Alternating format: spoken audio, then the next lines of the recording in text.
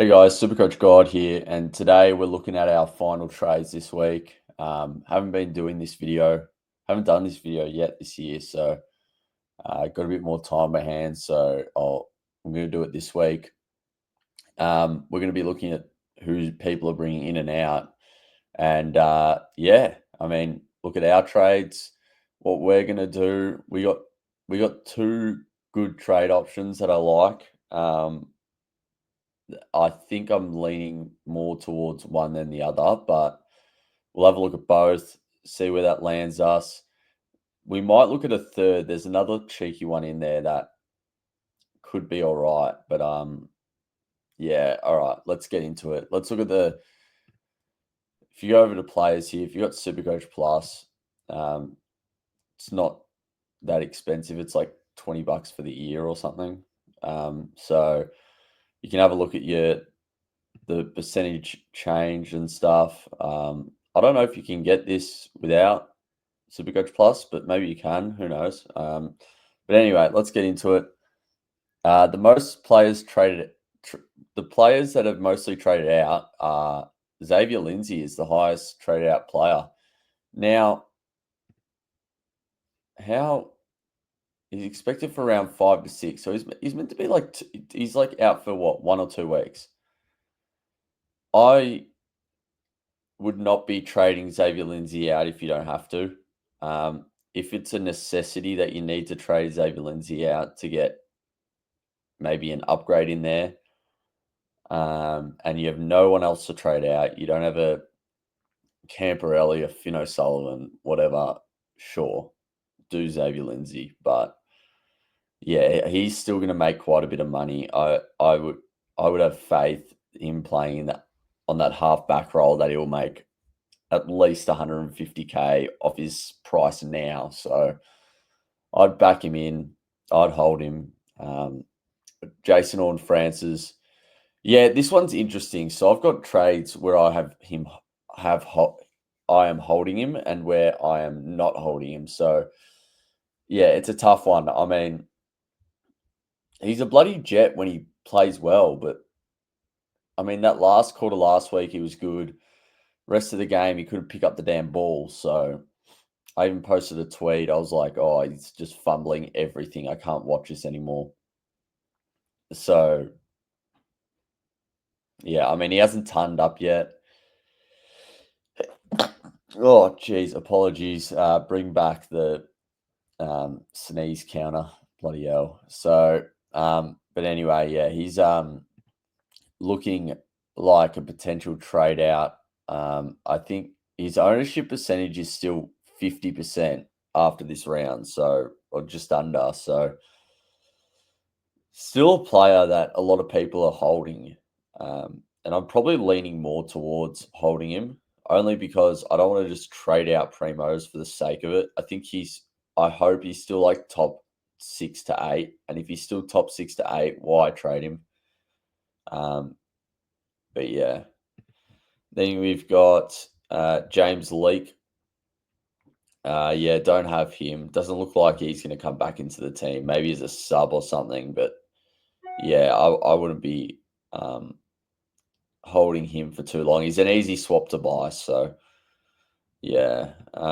Finn O'Sullivan still in my team. Looking at trading him out this week, so I would like to hold him because I feel like he's just going to have one ceiling score and his price is going to go up by another 50, 60K. So, but he isn't an accumulator. We all know that from his draft profile. And yeah, I mean, we all picked him because we thought Levi Ashcroft was going to be subbed that first game. And then I ended up starting both Finn O'Sullivan and Ashcroft. So a bit of a silly move on my part, but you know what, we have to deal with it now, and I think he might have to go, to be honest, in order to bring some players in that are going to skyrocket in price over the next few weeks. Ben Patton. Now, I actually wish I started Ben Patton. I know that might sound dumb, but the DPP is incredible. I have no one in that in my back line that can you know, be swapped forward or midfield or whatnot. So we might get one in the next couple of weeks. Next week, I might bring in Sardal Hooley. If he goes all right, I doubt he'll be sub again because he was pretty damn good in that last quarter. And put him in the midfield to bring in some DPP. But yeah, I think if you started Ben Patton, I think you'd actually be pretty happy with it, to be honest. I don't know if he plays, but he's good for that DPP switch around. And if you need to make a trade that you wouldn't normally be able to make, but you can with Ben Patton because of that DPP. STK, yeah, I think he's a trade out. I was never really hot on the Sam DeConing pick. Yeah, I don't know. I thought he'd be thrown around too much. Maybe a bit of a Mr. Fix-It for him. If they need him down back, he goes down back. If they don't, he'll play ruck. But yeah, it depends. Tom Stewart might play this week. Not too sure. But Sam Layla. I don't know if I'd be trading him out. Last time I started to pick one and trade him out early, they went berserk, and that was Harley Reid. So yeah, I mean, he doesn't look like he looks like he's playing well without scoring massively. It's kind of same with Finn O'Sullivan. Finn O'Sullivan's playing well, good footy, just can't get the pill. So whenever he gets the pill, though, it's amazing. So then we got Mr. Matthew Flynn. Now, I think I'm going to hold him for another week. And you're probably saying, oh, bloody, why do you still have this guy at your R2? You are so dumb. Why are you doing this to yourself? I don't know why I'm doing this to myself. There's no good reason for me doing this to myself. I guess next week, hold him another week. Next week we get Briggs for about 50K difference. I've got enough money in the bank to just go Matt Flynn to Briggs next week if he just scores 100. So with the current trade plans, that is. So I think that could be the move. But yeah, I mean, it's a sad pick. It's a sad starting R2 pick. We knew the risk with him, and I don't know that everything that went wrong went wrong. He scored well first week, just didn't get enough hit outs, and he got like 13 hit outs first week, and coaches weren't happy with it, so dropped him. Who knows? Might come back this week. Very much doubt it. Even though I want to hope he plays this week, but oh well. What can you do? Mitch Nevitt. Now, I would not be trading Mitch Nevitt out. I don't think he will be sub again, at least for the next few weeks. He came on and played really well, so that's a good sign. Yeah, break even of 30. Look, plays one full game, gets a 75, and then one more full game, 75, and his cash gen's rolling right around again. So I wouldn't be worried about Mitch Nevitt. I would be holding him. Harry Sheasel, look, I think if you've got him, you just ride the wave. There's no point trading him out. Yeah, you could trade him out to a Sinclair, a Zorko, a Whitfield, and you could get all these nice scores, but you're wasting a trade. And I don't know. We picked Harry Sheasel for a reason, and we know he's a jet, and we know he's going to get some big scores. So just hold him because you don't want the week.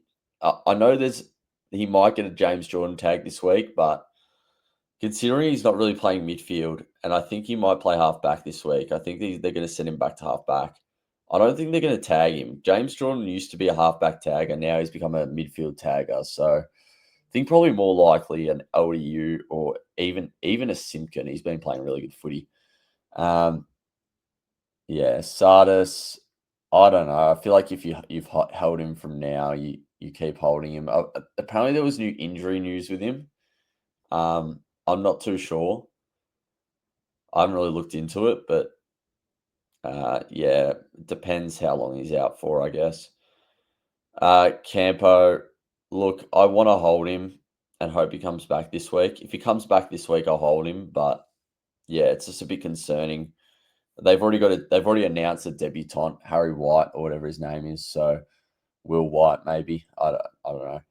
But yeah, and then Will Day, I wouldn't be trading him out. I don't think he scored pretty well. I know he's got I think he's got two more tag games that he's got to survive. But if they start tagging him and then move the tag off him like an idiot, then he's going to score well. I'm just hoping I can get him for a good price at around in a couple of weeks because I think he'll be good after those tags happen. Um, but yeah, I think and Jane Short, I'm getting rid of him this week. I can't stand holding him another week. So, but yeah, let's get into it. Traded in. So we got Moraes, good trade in. Wish I could trade him in. I wish I could trade him in. It just doesn't work with my structure and with the players I really want to get in. So there's players that I have just like I have above him that I think I want to prioritize more. Moraes could make 200k, and it'll be sad if that happens. But I think I'm gonna get Bice. I actually prefer Moraes, but I'm probably gonna get Bice. Um, Humphrey's another one. Now, I'm not completely sold on the Humphrey pick. Look, Flanders had 67% game time his first game back. That's going to get bumped up to 80 in like 1 or 2 weeks. And I know everyone picking Humphrey, they're probably thinking short-term play, 3 or 4 weeks, gets to 450, sack him off. I I'm not sure about that tactic. Now, I believe that Ryan Marich could actually be a 95 plus man. I I don't want to jinx it or sound stupid, but I actually do think it's potential. So I'm leaning more towards the marriage train. Been on a few live streams this week and said the same thing. So, oh, sorry, lads. There's 2 sneezes already in this video. Haven't taken the bloody Zyrtec today, so um, oh, also, thank you for all the messages about my knee. It turns out it might be all right. I think it's just bone bruising. So, um, yeah, got a bit lucky there. So, but no, we'll roll. Hopefully, it's just 1 to 2 weeks on the sidelines, and we're back out there. Matt Rao, I don't hate bringing in Matt Rao. And I know he looks even better than last year, early in the year, and he was going really well in the year last year. He looks better because he's actually getting some outside ball, and we did not see him get any outside ball last year. So he's definitely adapted his game. So I don't actually hate the Matt Rao pick. Hasn't had a price rise yet, of course. So playing Adelaide this week could be a tough matchup. But that Suns midfield just looks like it's dominating at the moment. So Sinclair, yeah, love the Sinclair pick. Already had a price rise. Are you overpaying for him? I don't think so. He looks like an absolute jet this year. So if you want to go Sinclair out, I don't hate it at all. Marriage, we've already spoken on him getting pretty much all the kick-ins. Love the pick. I'm bringing him in this week. Baz, I'm also going to have to bring in Baz this week, I think. So hopefully he doesn't get bloody managed again throughout the season and he can just stay on the park. But yeah, I like Baz is going to go up heap of cash. So TDK, yeah, I mean, if Sherry doesn't play this week, I think he will. You hold Sherry for a week. I mean, that's just dumb to trade him in best 18. But considering I've had Matt Flynn for all the best 18 weeks and got nothing out of him, so but TDK, I don't know how he scores this week against DCAM. I think DCAM's a pretty good matchup for him. It might be Collingwood bias, but that's what I genuinely believe. Hasn't really scored that well on him in the past. And then Sammy Davidson. Oh, is it too late to bring him in? Probably not. I mean, if you don't have him, probably bring him in.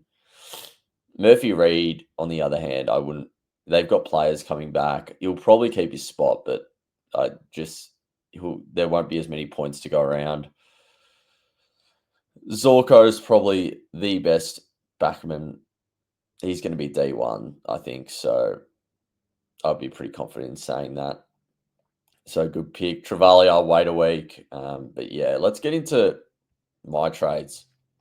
If I didn't speak on someone that you're looking to bring in, just let me know. And I'll write in the comments and I'll shoot you a response. Or just at me at Twitter or something. Either or works. Alrighty. Let's get into it. So who needs to go? Let's have a look down here. This is normally a pretty good indication. Actually, let's refresh this. I don't know if this is this right?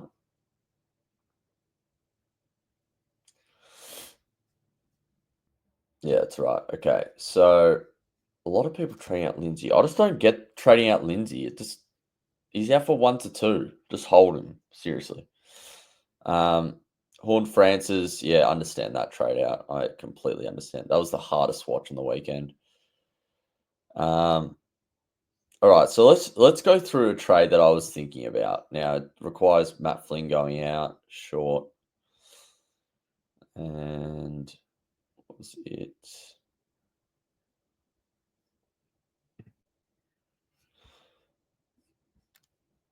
Okay, so Matt Flynn short, Marshall, Mr. Marshall. Actually, I think we were going to hold short in this trade. Let's have a look.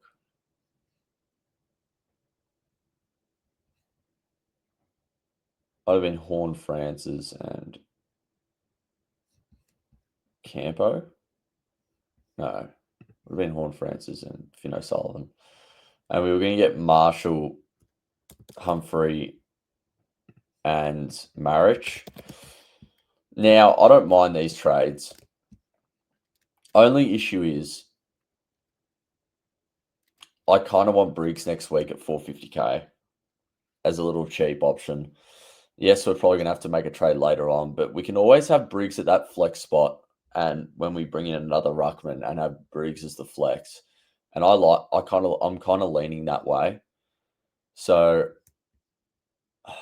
yeah, it could be getting Marshalling could be a play that he's like 2% owned, so it could rise me in the ranks. But look, let's just get Briggs next week.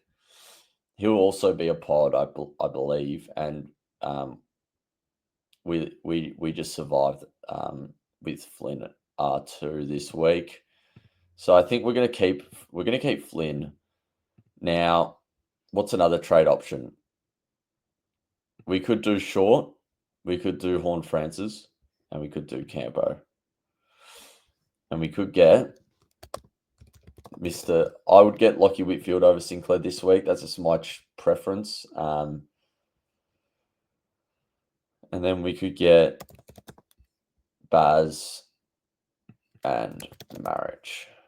Now, if you just like Humphrey more than Marich, that's fine. Go that route. I don't mind it. I do think Humphrey's more of a short-term play compared to Marich. You can get both. Honestly, if you can get both and fade Baz if you really want to, if you don't have any of the three. So I don't even hate that. But this is another trade option. I don't know. This is probably my second favorite of the lot.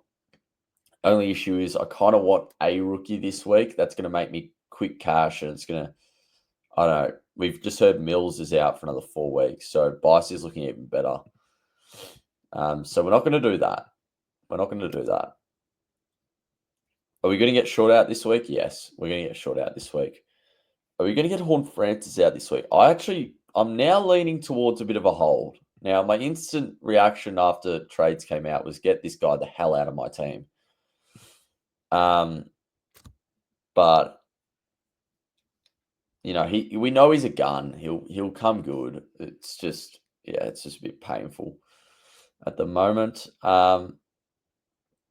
And then of course we need a flex and a midfielder, and a defender. So we're going to get him Bice. Now, I'm just hoping for solid 70s from Bice. That'll be fine for the next 4 weeks even, 3 or 4 weeks, and he'll make, probably 150K, close to it. So, we can do that, and then we can get in at flex. Well, we're gonna get in, we're gonna move Hall up to the midfield. Oh, we'll get Marriage in here first. We'll move Hall up to there. And then we're gonna get Baz. I think these are our best trades. You got 210K. Hopefully that's enough to go Flynn to Briggs next week. And we could even just do one trade next week. If we have to get our Hooley in, we'll do it. But hopefully we can just do one trade next week and we can start saving trades, because we've already used 8 after this week, and I don't like that. I know there's people that have used 3 boosts and all that. But yeah, I don't know. It's just scary. So we'll move Davidson to flex. Look, so we can look at that forward line and go, oh, that's complete. I don't think it is complete, but hopefully it is. It would really help us. And then we're going to VC TDK. The idea was if we got Whitfield, we VC Zorko into Whitfield, but I think we'll captain Zorko. I think there doesn't seem to be much better options. Well, Adelaide playing Gold Coast, you wouldn't go Rankin. McRae, I mean, he's just good for it, isn't he? Maybe he gets the Drew tag. I don't know, but who knows? Even Baz, I don't even hate a VC on Baz, by the way. If you want a VC Baz and then captain a Zorko or something, I don't hate it. He could actually go 150 this week on Melbourne. Melbourne suck. But yeah, that's what we're looking like. We'll put Hewitt on field. And then assuming Flynn doesn't play, it'll be our loop. Otherwise, we can literally just do this. But yeah, I mean, that's the idea for now. Tell me what you guys think. These are the trades again. Just looking at them. So short for Bice. Honestly, probably average the same. You're probably getting 320K. Oh, it's just stressful, man. I just hate owning short. He had to ton up this week. He just had to against St Kilda. Are you kidding me? Baz, Campo. Obviously, if Campo plays, we'll probably try and find something else. But yeah, Baz needs to come in, and Marriage. I'm so sold on Marriage. I want him over any other player this week. So, Sullivan can go. Looks like there's definitely going to be some improved scores on our end this week. Hopefully, I don't want to jinx ourselves, touch wood, but yeah, I think hopefully Sheasel starts coming good and plays halfback. If he plays halfback, that'd be glorious. But yeah, anyway, hopefully you'll all have a beautiful weekend. I might post a little video tomorrow or Friday on team sheets and everything, just to give an update. But yeah, maybe I might do a midweek review as well. Maybe we'll just review every game, to be honest. I don't know. We'll see what happens. But thank you all for watching, and yeah, chuck a sub if you enjoyed it. And yeah, I'll see you all in the next one. Good luck for this week.